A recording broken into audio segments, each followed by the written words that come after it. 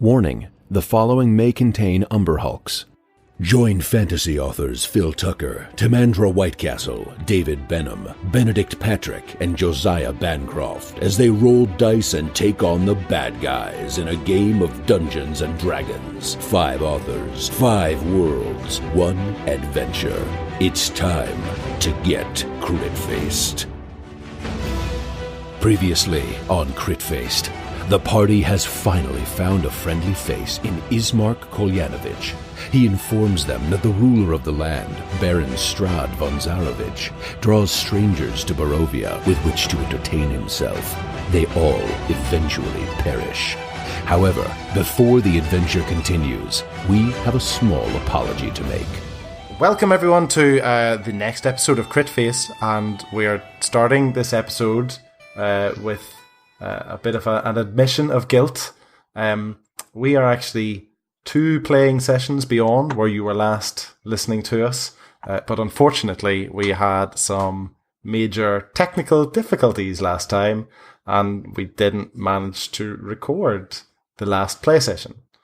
No fingers are being pointed at, at anyone in particular for that. But so instead, what we're going to do now is we're luckily enough that it was a shorter play session, so we're just going to talk you through what has happened in the lives of our heroes in the few hours that are lost in the ether.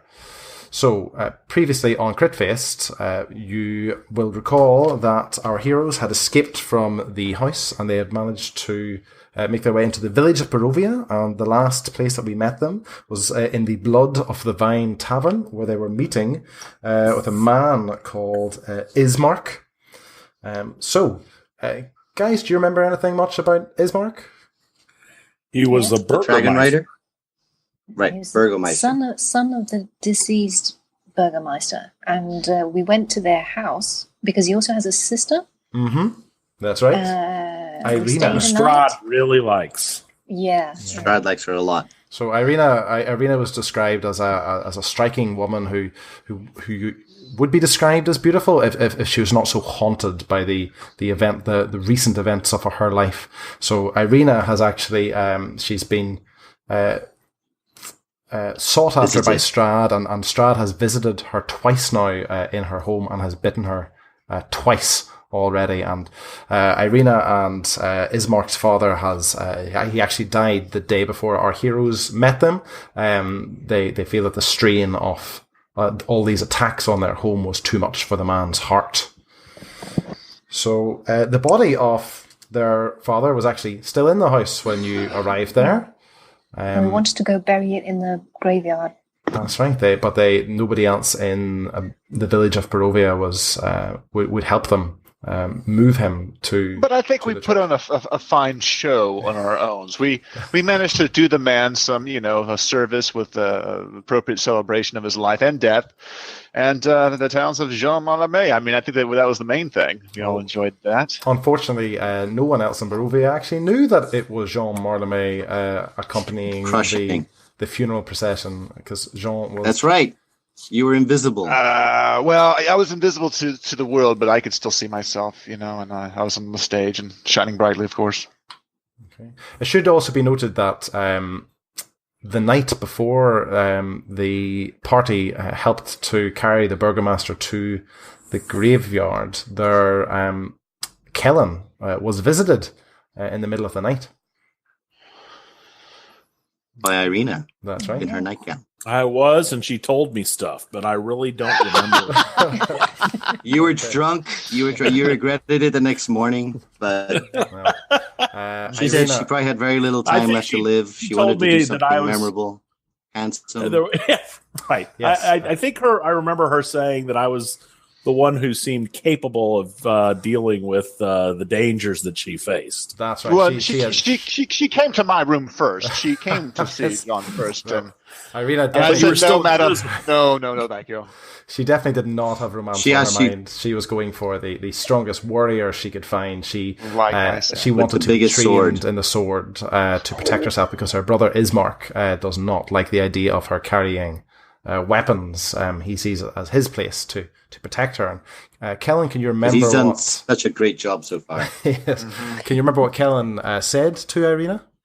I believe he said that he had no problem with her being trained in the use of a weapon. I believe he suggested Master Sunna as perhaps a better candidate to tutor her. Mm-hmm, that's right.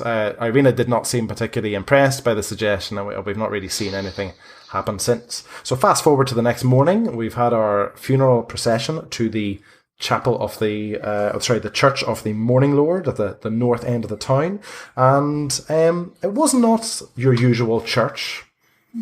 You got to meet Father Donovich.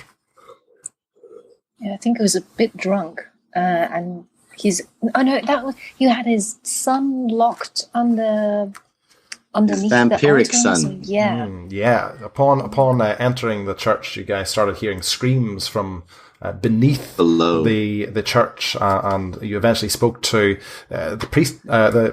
He seemed quite mad, really, and the church wasn't in good condition at all, and he was covered in the soiled robes.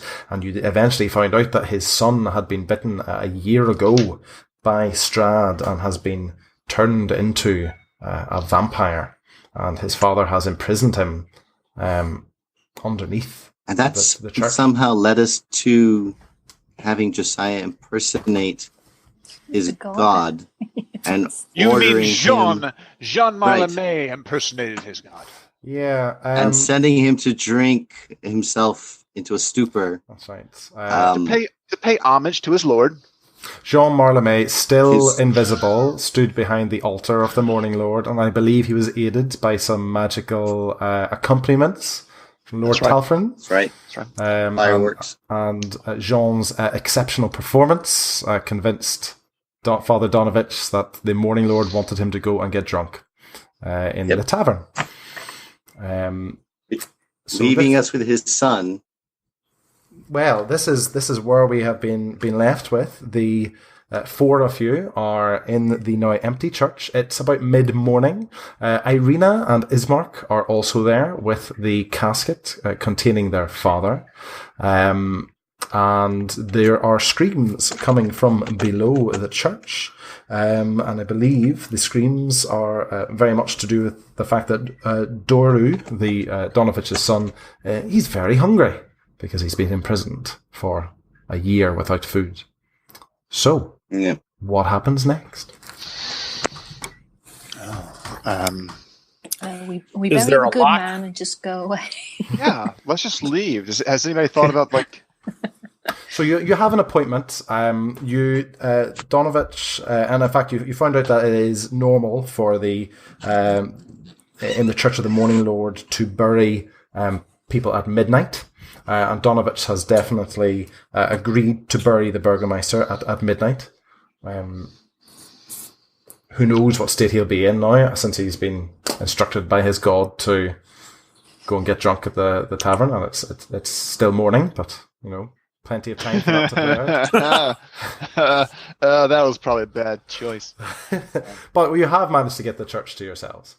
And the screams continue to come from below. Father! Father! So I think we deal with the sun. Straws. I think we draw straws. We'll need somebody to serve as sort of like the bait or the food. We send them in and let them open the trap door. Well, do we know that he's actually hungry for human flesh, or? That's a good point. Can we just throw like some rations down, see if that takes a bite out of his hunger? Yeah, that's not a bad idea. Well, you certainly have learned that vampires feed off of people's blood. Right? A fact that has certainly been made clear to those of you who might not have great vampire lore. Has the Burgermeister master been embalmed, or is there still blood in that dead body? We're not going to throw him down there. I don't know. I like how he's thinking. I think that there's sense in that. He's already dead. What's the worst that could happen? He rises back as an undead vampire. Oh, zombie. That would be the worst. Yes. Oh no. Lord Talfrin moves authoritatively towards the trapdoor. Mm-hmm. And unless anyone stops him, Anybody at all?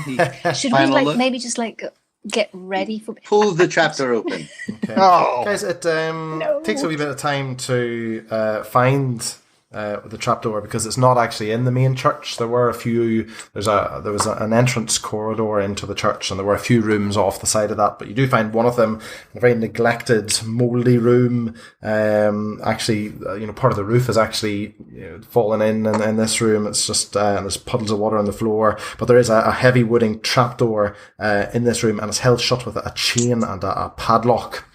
And from through this trapdoor, you can hear the screams, "Father, I am hungry." Well, we should not go in there. I'll agree that's not where we should go next. If you want, I can go back to the inn, and I can take Irina. We can have, a kind of a debriefing session where she tells me about her life and her desires and just get to know her a little bit. You can stay here and take care of that. And what do y'all think? Irina, who is standing right there, is clearly unimpressed with what you're saying. I gave you a dagger. Wait, nothing. I say we open it up. Let's open it up. Yeah. Well, let's introduce ourselves first. I bang my walking stick on the trapdoor and I call out gruffly, "You there, down below. What's your name?" And so there's silence for a while. You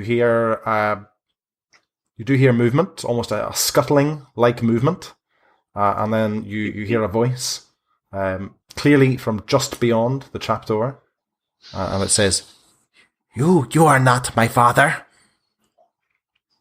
True. Well perceived. We have a scholar here.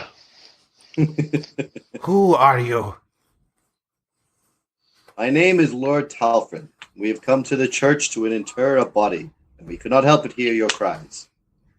Yes, you must free me. My father has locked me here. He is starving me. Well, why is he doing that?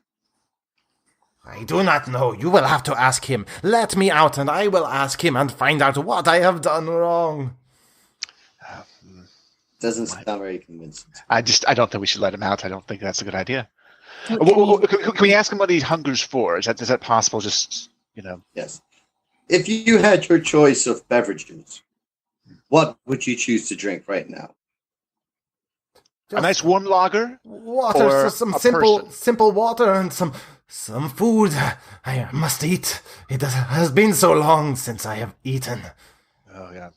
All from How long has it been? Many days. How about I pour some water through the gap here in the trapdoor? Will that satisfy you? You will not leave me trapped here under this building in the dark. Free me, please. You're going to be nice to everybody, right? Yes. We've been very lucky with children so far. Definitely, the sound of his voice is very much although he's Donovich's child, we can tell this is somebody. Oh, he's grown up. Yes, absolutely, or at the very least, a very, very older teenager. His voice is clearly broken. I turn to the others and say, I am about to tell some rather bold lies. Don't scream and give me away. Agreed? I like bold lies. Okay. Yeah. I cough into my fist and I lean in close and I say, time for the truth. We've been sent here by Strahd. He is concerned about your plight and fears that your potential is being wasted in a hole in the ground. You take a deception check. I was hoping for participation, but all right. I guess deception makes sense. 3. 18 plus 3 is 21. I'll take that. You truly come from the master. I turn and point at the other and say, got it. No. Yes, we have. And I am now going to introduce his prime servant, his consigliere, his confidant, his butler-in-chief, the man that Strahd trusts above all else and who has received his personal instructions, Jean Mallarmé. Hello. Lord Talfrin steps out of the room for a moment, obviously needing to take care of some quick, urgent business. Oh, great. Okay, so it's good to meet you. It's good to know we're all on the same side. I think that's important, and that we all agree that we are all vampires here. We can spot each other across. So we're all. You do not smell like a vampire. It's a new soap I'm using. It's the rose water. Yeah, it's a rose water. It's sort of a gamey body wash that smells human. Someone up there has blood. Oh, yes, we do have a blood bag. We brought a blood bag for you because I'm a person. I'm sorry. I forget what we call them. We brought a person for you to eat, but you have to only eat them and not attack anyone else. Yes, free me and I will do whatever the master wants. All right, I'll be right back. McGregor, I have some bad news. Someone has to be, the bait, and I feel like you are the mightiest and the most expendable of our troop, and so I think that it should be you. Are you okay with that? I ready my axe and nod deeply. Okay, so we're all on the same page. We're all vampires here, except for McRag, and then he's the dinner. Okay.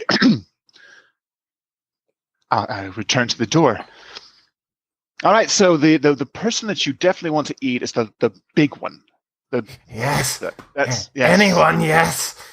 Yes, he's very tasty. Everyone else, though, very off limits. Not. Yes. We're all free me. Okay. Free this lock. And the door starts to, judder furiously. You can just sense the frustration from whatever's beneath it. As it, shakes at the chain. Okay. But, are we all in agreement this is a good idea? We're going to open the door. Is that all right? Does anybody want to, run away? So what is the plan? So the vampire jumps out at us, hopefully goes for McCrag as the tallest one, and then I turn invisible and leave. From the corridor, Ismark shouts, gestures into the room, says, "Friends, I must speak with you." And as he's beckoning you back to the corridor where he and Irina are still standing with their father. Okay, so we'll go back out to the vestibule, see what they want. What is it, my friends? I understand what it is you are doing, but I do not want my sister here when a creature like that is released. What is it what do you feel is our best course of action? McRag, Irina turned to say, "I can take care of myself, Ismark. Do not worry about me. I have faced this kind before." I think that they seem to be fine. I think that the main thing is they stand behind McRag, and if he comes at them, just say, "I'm a vampire." And Ismark shakes his head and waves his hand. Absolutely not. Under no circumstances will I have my sister in this building if you release a creature like that. Lord Talfrin steps back into the room, zipping up his... They have zippers. Buttoning up his... Anyway, he looks around and says, "So, what have we decided?" Well, we decided that McRag could be the sort of bait because he's the biggest of us. And that the rest of us are all vampires here. And it seems like he's on board. So I think that we're going to open the door. He will fly at McRag. McRag is more than capable of, handling one small vampire, I'm sure. And if not, the rest of us just run away. Well, he's a mouthful. You have to admit, this is a large man. It'll take him an hour to really suck him dry, probably. Did we get any useful information about Strahd from him? Oh, yes. Yes, we did. Yes, we talked about many things. We learned that vampires are very private people, and I think that's something we all have to respect. Ismark is concerned about Irina, and probably himself being in the building. If you release, I'll hand him. I have my heavy crossbow. I'll suggest that he use that and ready himself. I'm fine with my sword. I can take care of myself. I do not think that I want to put Irina in danger if she should not. If there's no need for it. The more hands we have available, the better. We have to confront this evil. You people have lived in its shadow too long, and it's time to deal with it. And Irina, she takes out from her belt the dagger that Jean gave her, and she nods her head and she says, "Yes, you hear, Ismark? I can do this." And she glances over at Master Sonna just to have a wee glance. And she's sort of checking out to see what Master Sonna is doing at the moment.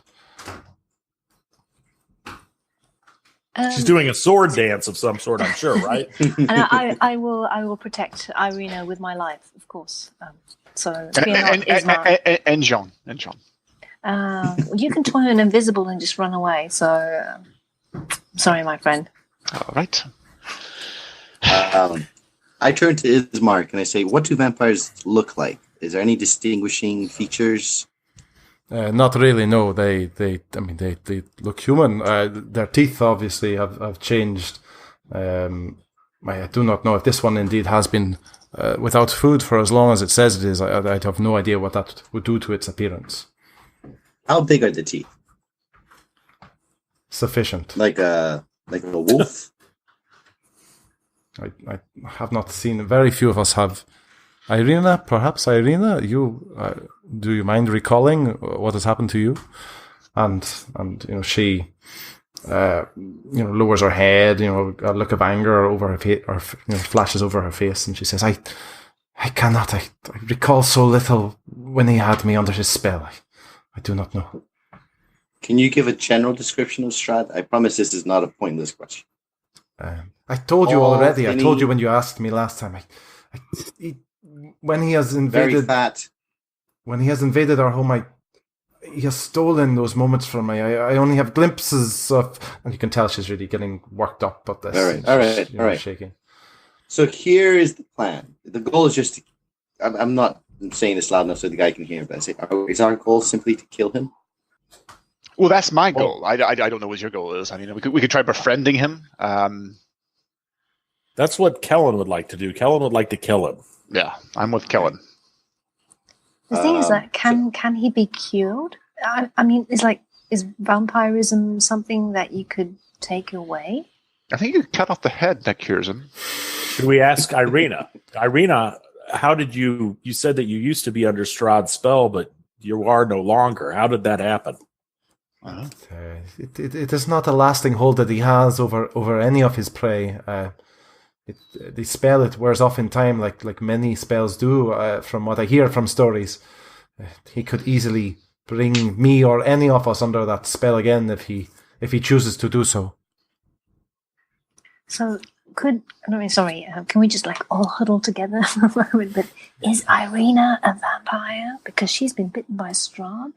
How do we tell? Need to take off her head. What's the test? The thing is that if we let this guy out and he's a vampire and we kill him, do we have to kill Irina sometime down the line? We might as well. Should I get my dagger back? I should get the dagger. Well, I think it's a fair question. I think is there a test for vampires that we know of? Like any sort of test? Do they maybe their propensity for yelling for blood? Do you guys want to take a history check? And yes, Lord Talfrin, you can take with advantage because I believe you have spent a bit of time poring over the history of Barovia. That's right. Yeah. 6. What did I learn? My second roll. 9. A 4. So I got my highest roll is 7. That's a 7. So you guys. That's abysmal. Okay. Jean, what did you get? 38. 38. Right. I got a 9. You got a 9. So Lord Talfrin and Master Sonna and Jean, just from your time here, you've maybe glanced at books or overheard snippets of conversation as you've been standing in the tavern and whatever. I mean, there's a lot out there about vampires. You can't tell whether it's true or not. You heard a lot about sunlight, which there seems to be a real absence of in Barovia, is a great weakness. You've heard that they could turn into different things. Somebody's mentioned garlic, silver, possibly. Silver. There's a lot. Running water, possibly. You could burn them. But there's definitely an air of, some of this sounds like just superstition to you. You just can't pick apart what's true and what's false. Okay. So if we make her hold a silver coin, it's not gonna. Yeah, a silver garlic bulb. That's not gonna reveal anything. Well, Jean, are you still carrying the Durst's set of silver? I don't know what you're talking about. Just because I can't bend my knees because it's so full of silverware, I don't know why you would think I'm carrying. Yes, I have some. Perhaps if we just poke this guy in the eyeball with a fork. Just in case, if he's not, we apologize. Right. Yes, sure. I'll give you the fork, and you can do the poking. Here's your fork. Okay. What are you doing, sorry? All right. How about this for a plan? I'm forking McCrag. I believe. Lord Talfrin says, I believe that vampirism must be akin to something like syphilis, which progressively gets worse until you are driven insane and rendered blind and impotent. That's what you mean. I've heard. I thought that was tequila. So if the man downstairs has had this for a year, then he may simply be a very advanced case. So I propose the following. I will fashion out of the ethers an image of what I think a vampire looks like. We will open the trapdoor. He will emerge, gaze upon this master vampire figure, and in that moment of awe and confusion, someone stab him in the back of the knee with a silver fork. And if he reacts in a way that indicates that isn't a pleasant experience, then we know he's a vampire and we take off his head. Okay. Did we actually see Strahd when we exited the burning house? No. He was standing there. There was a shadowy figure just beyond the mists, but you didn't. Why don't we just do that? A shadowy figure just beyond the mists. Beyond the mists, right? Yeah. I could do that. Yeah, just all right. I'm going to recreate. I can recreate that perfectly. Jean, do you think you could do a master vampire voice? It is. You summon that presence and gravitas and. Tremble, mortal. Is that good? Yes. Okay. So you stand outside the room, which I'm sure will be a pleasant aspect of the plan for you. I do like. I will summon the shadowy figure. Okay. When you hear the trapdoor emerge, you speak for Strahd and tell him that you are displeased with his inactivity and for him to kneel before you or to receive his judgment. At which point, you stab him in the back with a silver fork. Well, you keep saying someone. You do mean McCrag, right? We'll stab him. Are you in?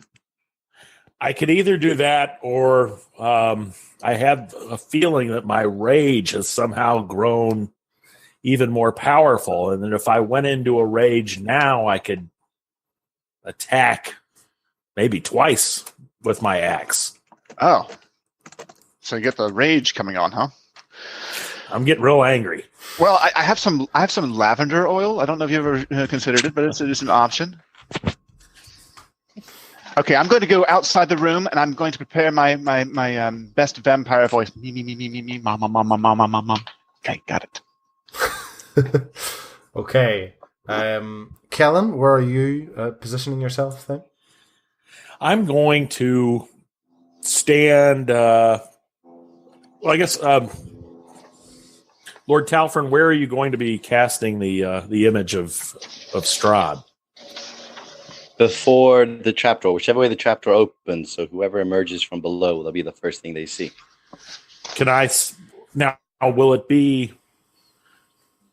Is it something that I could stand behind and be concealed? Certainly, if you're standing on the other side of it. I'm going to kind of stand over to a side of the Strahd figure, and I'll have my axe at the ready, but I'll also have the fork. So are we taking the fork? Are we pulling the fork out? We're doing the fork. There's a problem. What's the problem? When you take the fork out from wherever it was hiding, it is very changed since you secreted it away. That's a cheap move. Come on. It no longer appears to be silver, or if it was silver, it's something that has been tarnished.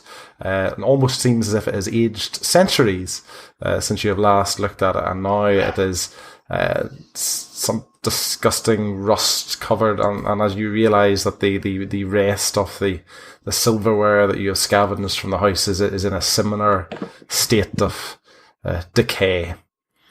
You're saying I've been carrying around 15 pounds of dross. That's what this is. And actually, what you realise is that anything that you have taken from the upper floors of the house, including Jean Marnay's top hat, is in a particularly bad state. The top hat it's preserved better than most, but it certainly has seen better days. What about the heavy everyone crossbow? Hates the Durst house. The crossbows are still active, but again, they are ancient. Don't know how long that they will continue to mean. Well, then I'll say to hell with the fork and the forking, just straight for chopping. I'm still gonna stand behind the mist, and I'm gonna just try to summon my anger and hold my axe. Okay. I think the question that we need to decide upon very quickly is what do we want to learn from this young man that I've forgotten his name? What is it? Doru. Doru? Okay, Doru. That's good. Doru. Okay, sounds great. That's a name. What do we want to learn from him about Strahd? Well, anything really. We know so little. Okay, so should I ask him something like, "Oh, what would be my greatest weakness?" What's my favorite color? Yes. Yes. Where do I like to spend my afternoons when I don't have pressing business? We will meet at that place we usually do. What is it called? Oh, it's on the tip of my tongue. But that we could do this though.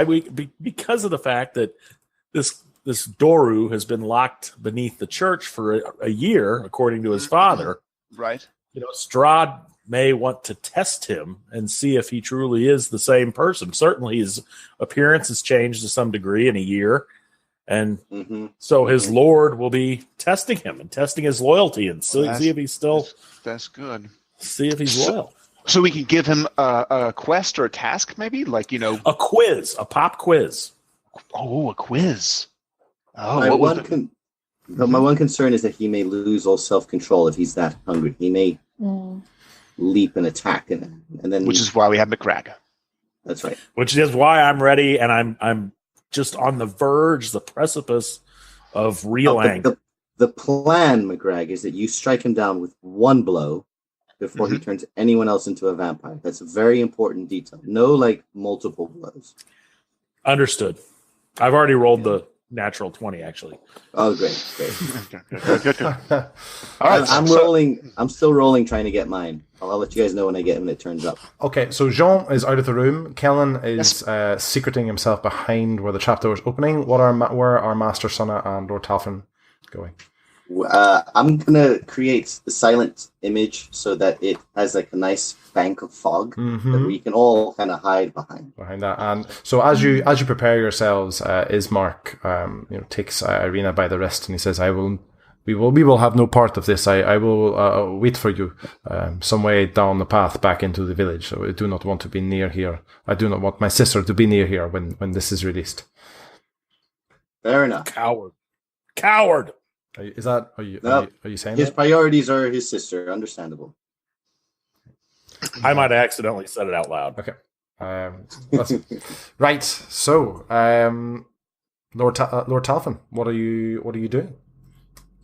I cast a silent image which create the image of an object, a creature, some other visible phenomenon is no larger than a 15-foot cube. So there's 15-foot cubes worth of mists and curlicues of fog. And standing within it, with his arms raised, with like long fingernails extended towards the skies, is about to summon down lightning, and very prominent vampiric teeth, stands that shadowy figure that we saw outside the house. I make him nice and intimidatingly tall, maybe 6.5, 7 feet. I give him a swirling cloak, and I try to imbue him with as much menace and bloodthirstiness as I can give him without being too detailed. How long does your silent image last? 60 feet. How long? Concentration up to 10 minutes. 10 minutes. What about the lock on the trapdoor? We have the key. Do we have the key? No. Okay, so McGrag, do you think you can strike the lock off and leap into safety? Or somebody can shoot it with an arrow or something. Oh, no, locks I do have a set of thieves' tools. Perhaps Doru won't realize that the thing is unlocked until we tell him. I mean, there's a heavy chain here. I could try to pick the lock and then quietly pick the lock. Are you our best lock picker? No, that would be me. I'm sure. I've what's my lock picking skills down here? What's that's under nature? What is it? Sleight of hand. Sleight of hand. Yes, I'm +4.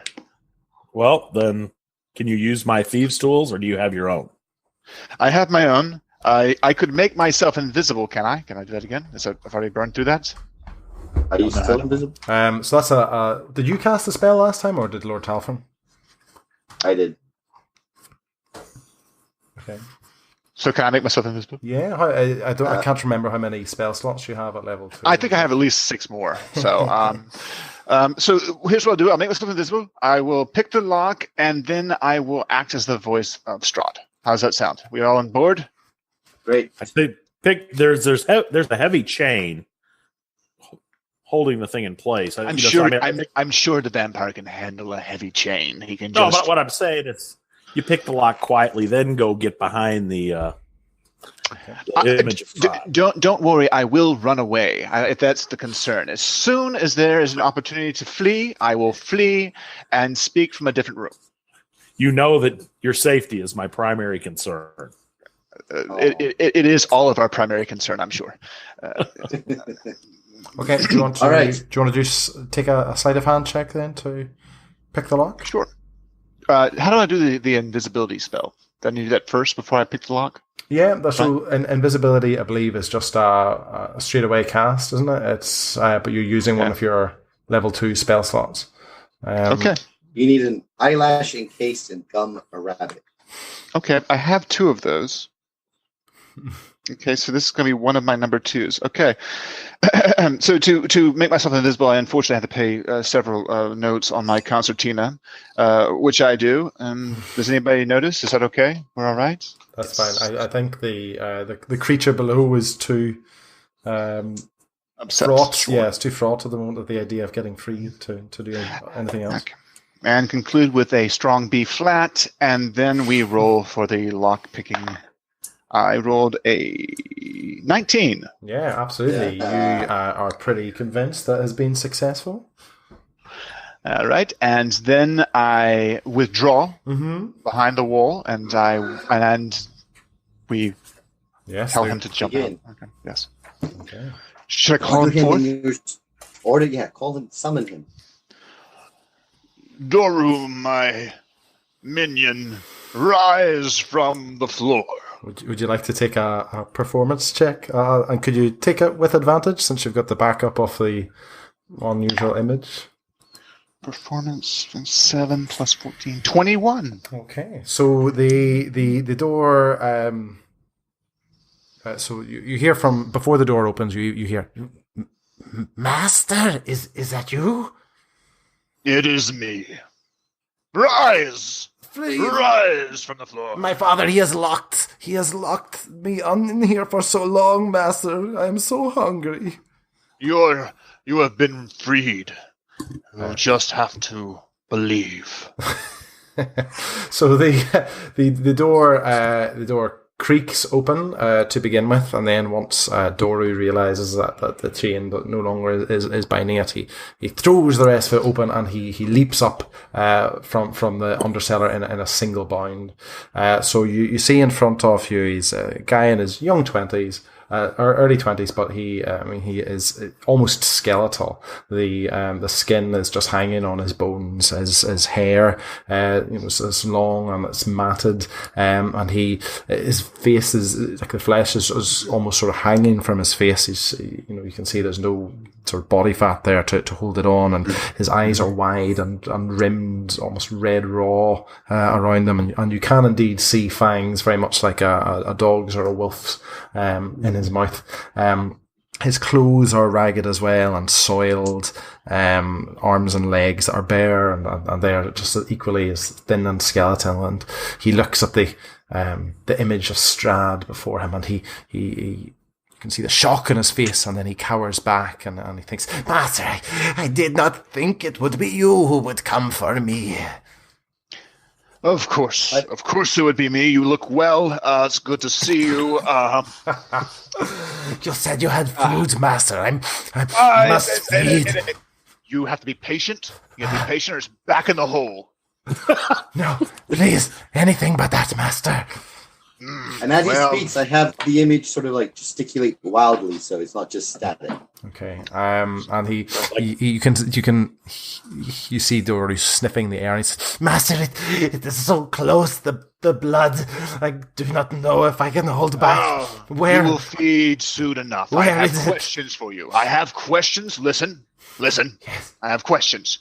How have you progressed on that mission that I gave you? The very important mission that I gave you? Oh, forgive me, Master. I do not know what you're talking about. This is our first time speaking since I have turned. You know what I wanted. You know what I always ask for, and that would be... Master, I do not recall us ever speaking after you bit me. I have spoken to you in your dreams, have I not? I hear your call, but all I hear is that you want us back in the castle so you can command us in person. Yes, the castle, yes. That's what I want, and you know where the castle is, don't you? Yes, it is right outside. It is right above the village. Right. Well, and how many of you are coming to my castle party? I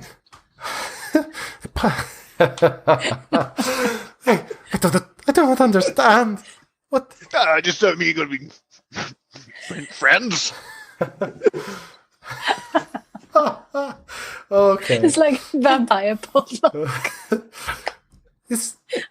I'll bring Irene. And he sort of studies the image again, and he don't eyeball me, boy. Do not eyeball me. Would you look at the ground and answer my questions? Take a deception check. Okay, this is going to go really well. 7 plus deception, 14.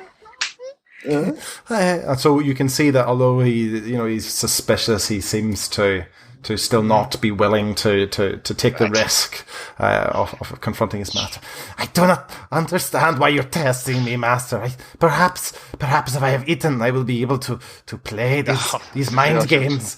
Oh, when you're in the castle, you will have all the people you can eat. You'll just be just a big fat leech. You'll be so happy. Just a few more questions. You know, we talked that one time about what I told you to avoid. Well, we didn't talk, but you know, the things that hurt you and that you don't like. And I just would like a quick review of the things that we both don't like together. Yes. Master, I must stay away from sunlight, but you have banished it from this realm. I have. There's nothing I need to worry about. Obviously, I cannot enter buildings without being invited by those who. But my father, he invited me in, and it was easy for me. But he tricked me into the cellar. You can't trust humans. They're bad. They're very tasty, but they're bad. So yes, that's so. so tasty, Father. I can smell one so close. Kellen, would you like to take a stealth check? But you're going to have to take it on disadvantage because you're so close to this rabid beast.